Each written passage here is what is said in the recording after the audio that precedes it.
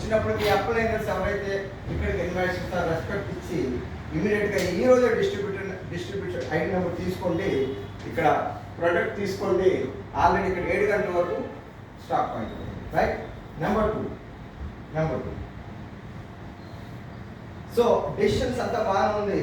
ఇక్కడ ఒక విషయం నేను మాట్లాడుతున్నాను, ఈ కంపెనీ గురించి ఒక 5 minutes నేను చెప్తాను అనుకుంటున్నాను. ఇంకొక రెండో అట్రాక్షన్ పాయింట్ వచ్చింది. జనరల్లీ సొసైటీలో డాక్టర్స్కి, ఇంజనీర్స్కి, చార్టర్డ్ అకౌంటెంట్, అడ్వకేట్స్, బిజినెస్ మ్యాగ్నెట్స్కి రెస్పెక్ట్ ఉంటుంది, రైట్? కరెక్టా కదా?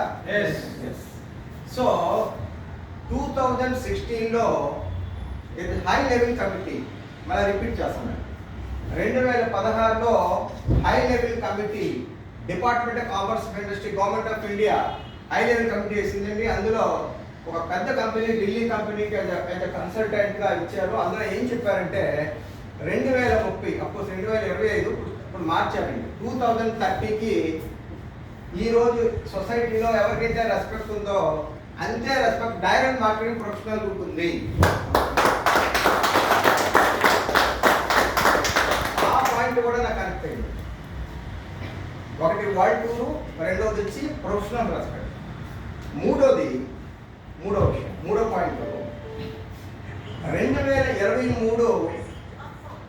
2023 డిసెంబర్ అమెండ్మెంట్ చేస్తారు. ఇది కన్జ్యూమర్ యాక్ట్ అమెండ్మెంట్ చేశారు. ఎందుకు చేశారంటే ఓన్లీ ఎథికల్ కంపెనీలో ఇండియాలో పనిచేయాలి అని కొన్ని కంపెనీలు బ్యాన్ చేస్తారు సార్.